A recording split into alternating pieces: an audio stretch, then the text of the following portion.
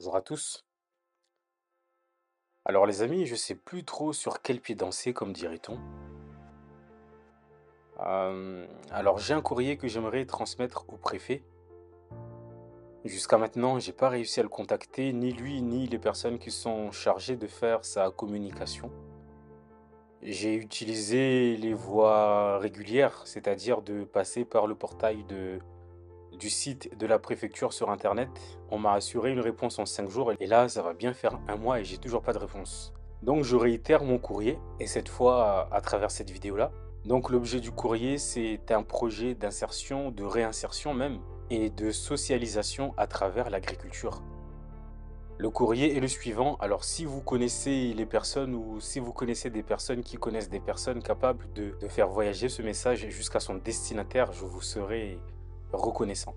Le destinataire du courrier, c'est bien évidemment le préfet de Mayotte, Monsieur François-Xavier Bieuville. Notre île est secouée régulièrement par des troubles sociaux de plus en plus graves. Et c'est en tant que citoyen, père, membre actif de mon quartier, que je vous contacte afin de solliciter votre aide tout en vous apportant la mienne.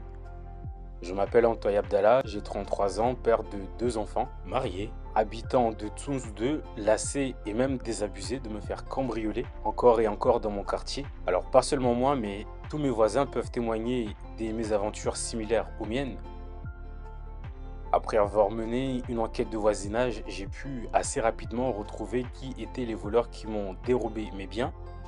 Et au lieu de demander vainement justice, je me suis plutôt rapproché d'eux, ainsi que du reste de leur bande, qui sont aujourd'hui objectivement dans une survie au quotidien, pour leur proposer des alternatives à la vie de brigandage qui les attend pour la majorité d'entre eux. Il s'agit d'un groupe de jeunes oisifs qui vivent en marge de la société, les fameux jeunes difficiles entre guillemets, dont notre île déborde et ne sait plus quoi faire. Donc nous avons monté un collectif d'une trentaine de membres âgés de 8 à 35 ans. J'ai regroupé tout ce public pour leur permettre d'occuper leur journée d'actions positives, valorisantes et productives pour la société. Ainsi, nous avons entrepris de nettoyer et entretenir le village de Tsunz 2 et ses abords. Nous avons déjà retiré de la nature plusieurs dizaines de sacs de 100 litres de déchets divers de la nature pour les remettre au service dédié. Nous avons également déjà planté plusieurs fruitiers dans notre quartier pour transformer notre village en un véritable oasis où il fera bien vivre. Pour ces projets, je mets prioritairement à l'ouvrage les fameux jeunes difficiles qui, autrement, en temps normal, sont assis au bord des routes, prêts à commettre des délits, parfois par nécessité, parfois parce que, comme on dit, l'occasion fait le larron, et parfois juste par bêtise. Nous avons fait tant et si bien que, aujourd'hui, nous avons décidé de nous constituer en association afin de donner un cadre réglementaire et légal à nos activités. Je suis agriculteur et je crois réellement que l'agriculture a le potentiel de changer radicalement notre île pour le mieux. Et ma conviction est que ces jeunes, qui aujourd'hui pour la plupart sont sans situation, sans avenir, sont en vérité une chance extraordinaire pour notre île, mais qu'il faut les mettre en situation de pouvoir le faire. En effet, on a discuté avec ces jeunes et je leur ai proposé de se lancer dans l'agriculture et que, quoi qu'il en soit, ça sera toujours plus intéressant pour eux d'être dans les champs que de rester au bord de la route.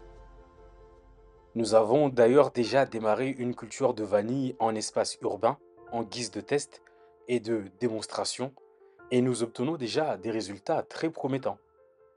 Et face au succès que notre initiative rencontre sur les réseaux sociaux, nous avons déjà des sollicitations d'agriculteurs qui veulent nous laisser leur champ en location pour qu'on l'exploite, soit qui veulent embaucher notre association pour effectuer des travaux ponctuels sur leurs exploitations. Cette initiative que nous démarrons avec les jeunes de Tsunzu peut vraiment changer le visage de notre île. Elle peut figurer d'exemple pour montrer et même démontrer que, d'une part, ces jeunes ne sont pas des causes perdues, et d'autre part, que notre île peut devenir une chance pour la France, pour l'Europe et même pour le monde. Nous avons un territoire et même un terroir riche, fertile et surtout une jeunesse qui déborde d'énergie dont on doit faire quelque chose. Notre île est en friche, notre jeunesse est en friche, et ces deux problèmes, puisque pour moi ce sont deux problèmes, ils sont la solution l'un de l'autre. Aujourd'hui, cette initiative, elle est bloquée, elle ne peut pas voir le jour car la quasi-totalité des membres de notre association sont sans papier, alors qu'ils sont bien nés ici, toute leur vie est ici à Mayotte, leur famille est ici, mais on continue de leur refuser le droit d'avoir une vie sur l'île. Et on leur propose pour seul avenir probable d'être expulsés vers un pays qui, finalement, ils ne connaissent que de nom, où ils n'ont jamais mis les pieds. Je pense que c'est une erreur. Bon gré ou mal gré, l'État s'est quand même occupé de cette population-là entre 0 et 18 ans.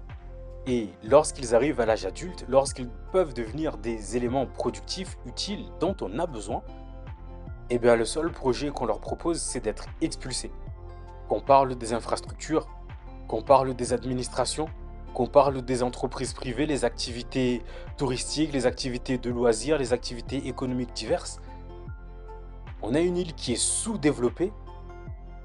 J'estime aujourd'hui, moi, personnellement, qu'il y a bien 30% de forêt en trop sur l'île, ce qui représente plusieurs milliers d'hectares qu'on devrait utiliser pour y implanter des activités économiques, des activités sociales, des activités politiques même, pourquoi pas, quelles que soient les activités, de toute manière, des loisirs, des centres de loisirs, des cinémas, des piscines, des gymnases, je n'en sais rien.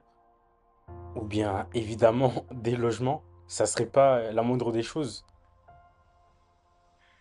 N'ayant aucun doute sur votre volonté de faire avancer notre belle île, à mettre en place les conditions de son développement, d'aider sa jeunesse à y trouver pleinement sa place, à s'intégrer, nous mettons nos espoirs dans vos mains et nous vous demandons également de nous accorder une rencontre pour discuter des possibilités d'action que nous pouvons trouver pour rendre possible ce petit projet un peu fou, mais qui transformera en profondeur notre île. Mesdames, Messieurs, je vous remercie de votre attention. Nous attendons impatiemment de pouvoir discuter avec vous de vive voix pour permettre de concrétiser ce projet. Merci beaucoup.